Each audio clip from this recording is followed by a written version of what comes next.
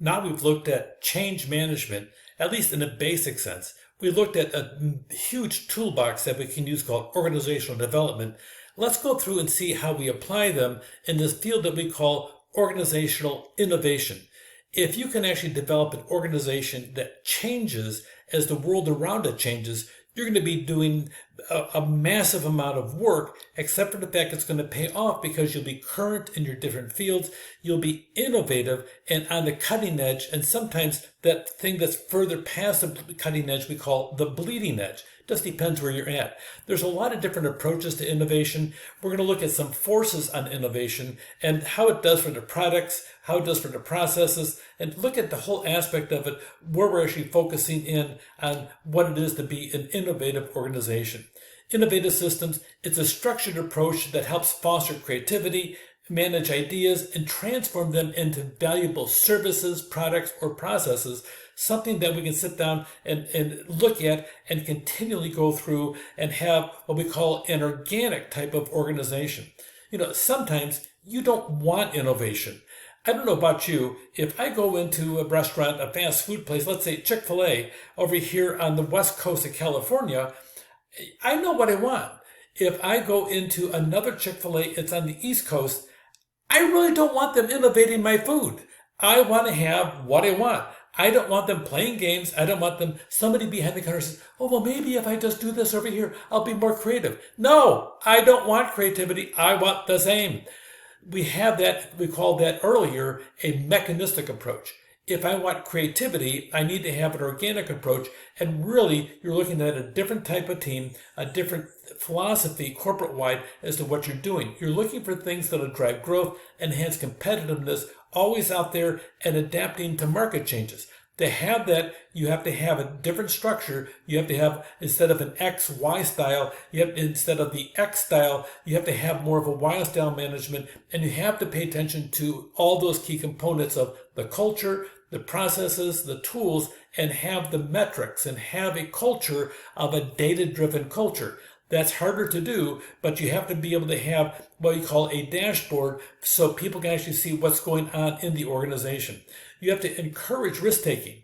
Now, that means that policies and procedures need to be flexible. You broke the policy. You broke the procedure. You didn't follow this. That means you got to get the finance people and the HR people to back off because of the fact that they are the rule keepers in the organization. If you want risk-taking, you have to sit down there and build safety nets for people that are going out on the edge saying, okay, I want this over here. If you're not capable to do that, you will never be an innovative culture. You have to have lots of communication. There's one character out there, his name is Elon Musk, and Elon Musk says, if you're part of a committee and you feel the committee's wasting your time, you should get up and leave. Just so you know, if you get up and leave in some of the committees I've been in, the HR people bring the water board back out. Get out the water board. What? Wait a minute. That's illegal. Do something else. Yes. Electroshock therapy. Yeah. Okay. So you may have something like that. They don't encourage open communication. They want to make certain you do what you're supposed to do. Follow those rules. I have to tell you, it's part of the culture. And I'm telling you again, that culture can sit down and eat all your good ideas and eat them for breakfast. Recognize and reward innovative efforts. Focus and say, we're looking for creativity and innovation. And that means sometimes people innovate and make mistakes, and sometimes innovations are flops.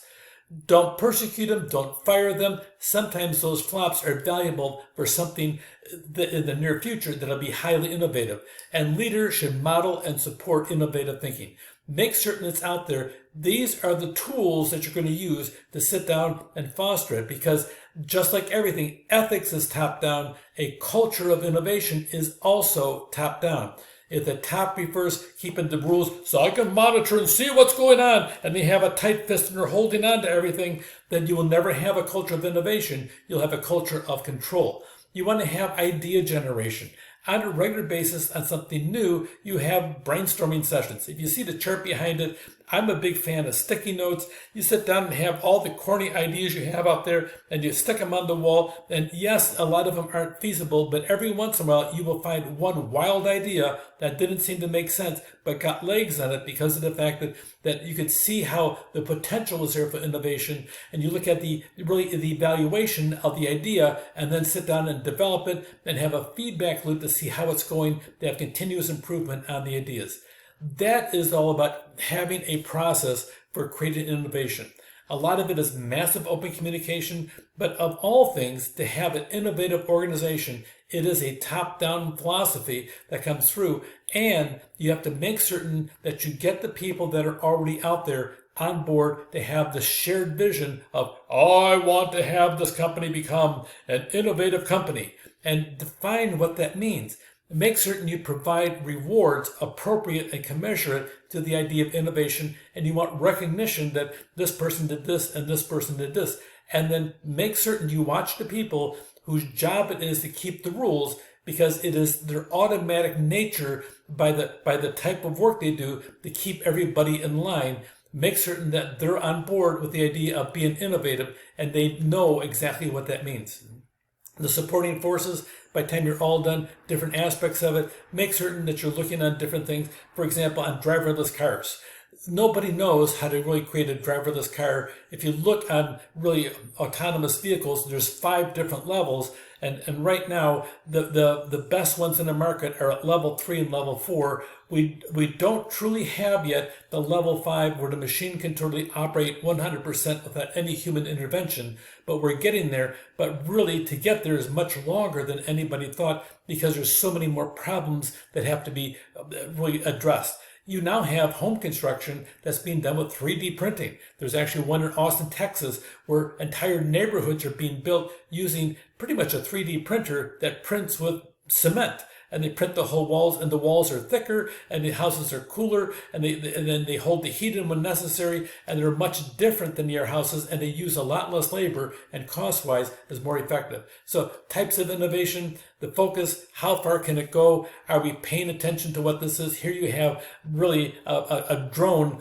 paying attention to the crops. And you also have drones right now that actually have a laser and literally go over the field and they zap weeds. When their camera identifies a weed, it shoots a laser beam out and shoots it. I kid you not. We're going to have all kinds of very interesting innovation. And can it go far? I'm certain it will. It'll probably happen here in California because we pretty much do everything to the extreme. So that being said, to really focusing on innovation, you have to develop the necessary human capital, which means you have to sit down there and have a culture on the inside that will support innovation and reward it at the same time.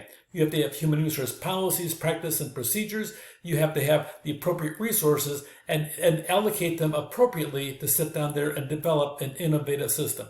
Here's all the components: leadership, culture, structure, the human capital, the policies, practices. And the policies and practice will probably be the hardest one to do. And then appropriate resources, and resources means money. You need to sit down and be spending money on it and have an innovative strategy.